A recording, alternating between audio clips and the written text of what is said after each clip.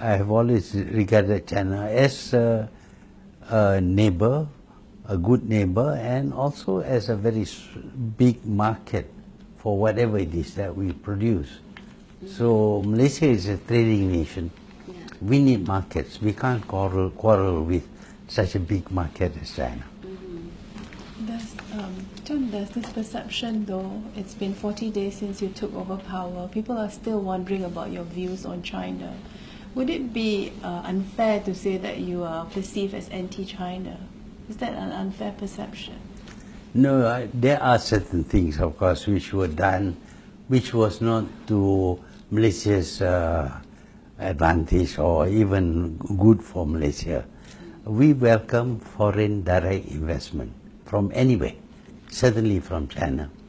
But when it involves giving contracts to China, borrowing huge sums of money from China, and the contract goes to China, and China contractors prefer to use their own workers from China, use everything imported from China, and even the payment is not made here, it's made in China.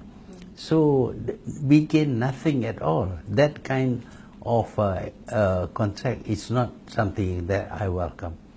The other thing is that they develop whole cities, very sophisticated cities, very expensive cities, which Malaysians cannot buy.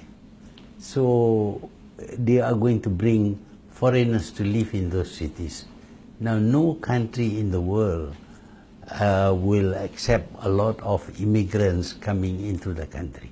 I'm against, even if it is from India or from Arab countries or from Europe, foreign immigrants in huge numbers, nobody welcomes, and certainly not Malaysia. That is not what we want. So, Tun, under your leadership, what specific foreign Chinese investments would you welcome, taking off from your talks with Mr. Jack Ma? Well, certainly what Mr.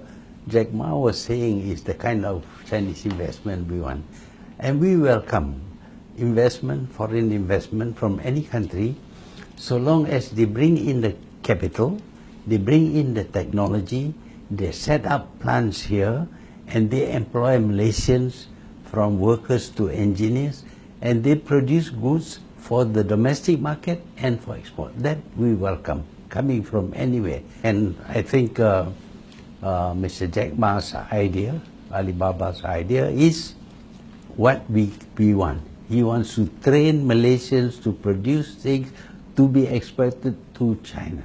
What is your own view of Belt and Road Initiative? Do you think Malaysia can benefit, or are there risks for Malaysia? Well, in the first place, I had suggested long ago on improving the Silk Road.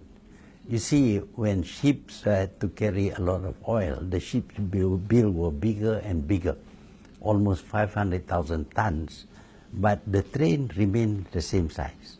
So I wrote a letter to Xi Jinping suggesting that he builds a super train, maybe 1.5 times the size, longer trains that can cross from China right up to Europe, because the technology is now available. And then, of course, he came up with the One Belt, One Road idea, inclusive of the sea route to Europe. Of course, the sea is very important, but I am quite sure that it is not his intention to prevent other ships from passing through the Straits of Malacca and South China Sea. We need to have open passage for all ships, because we trade with all nations, so we need the sea to be open to everybody. I think there should not be too many warships. Warships create tension, and someday somebody might make some mistakes and there will be a fight, some ships will be lost, and there might even be a war. We don't want that. What we want is the seas to be patrolled by small boats, patrol boats, equipped to deal with pirates, not to fight another war. We have not heard, since the new government came to power, the new government's position on the dispute. Is it different from the Najib government? Well, in the past, we go by the shelf in the sea, and an area that is less than 200 miles from our shores, facing our shores, belong to us, is our sea. So we find that in that sea there are certain rocks which we have developed into islands, and we hope that we will stay on those islands because it is a part of our keeping the sea safe from pirates and other things. So we want to retain, of course, about 4 or 5 islands that we have occupied. The rest, whoever thinks it is theirs can occupy. But it should be something that if China claims that South China Sea is theirs, but those islands have always been regarded as ours for a long time. So we want to retain that.